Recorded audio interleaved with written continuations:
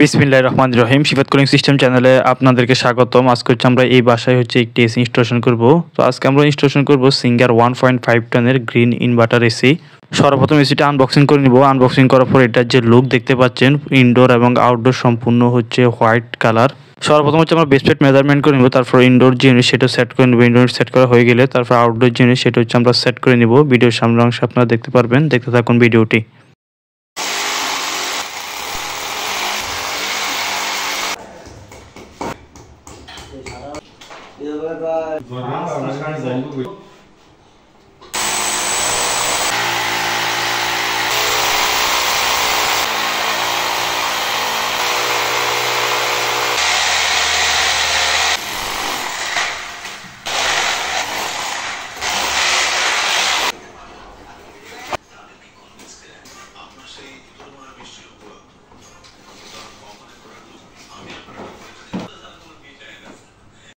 Indoor unit স্থাপনের কাজ শেষ। তারপর আমরা আউটডোর জিনিস সেটা কাজ করব। তো সর্বপ্রথম আমরা কপার পাইপ কানেকশন করে নেব। কপার পাইপ কানেকশন হয়ে গেলে তারপর আউটডোর জিনিস সেটা আমরা সেট করে নেব।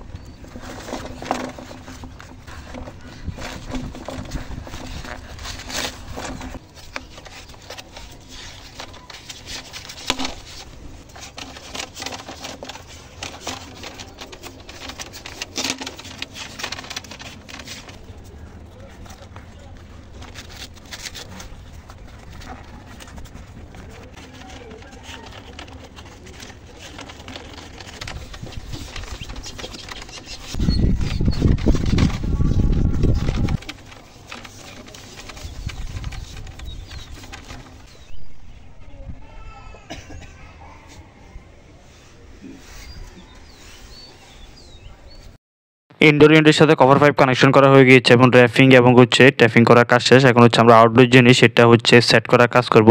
আউটডোর ইউনিট আমরা সেট করা হয়ে গেলে তারপর এটার সাথে কভার পাইপ কানেকশন করে নেব।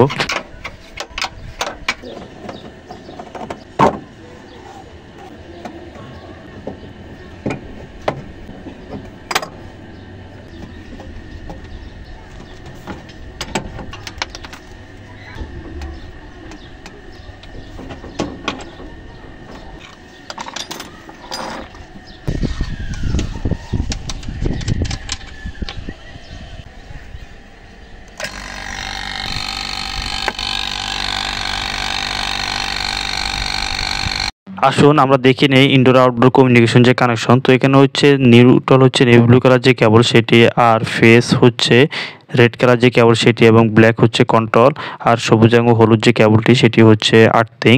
তো এসি স্থাপনের সময় গুরুত্বপূর্ণ একটি বিষয় ইউনিটকে সঠিকভাবে ভ্যাকুয়াম করতে হবে। ইউনিটকে যদি সঠিকভাবে বায়ুশূন্য বা ভ্যাকুয়াম না করা হয়, এতে করে ইউনিটের যে কার্যকারিতা সেটা আস্তে আস্তে কমে যাবে।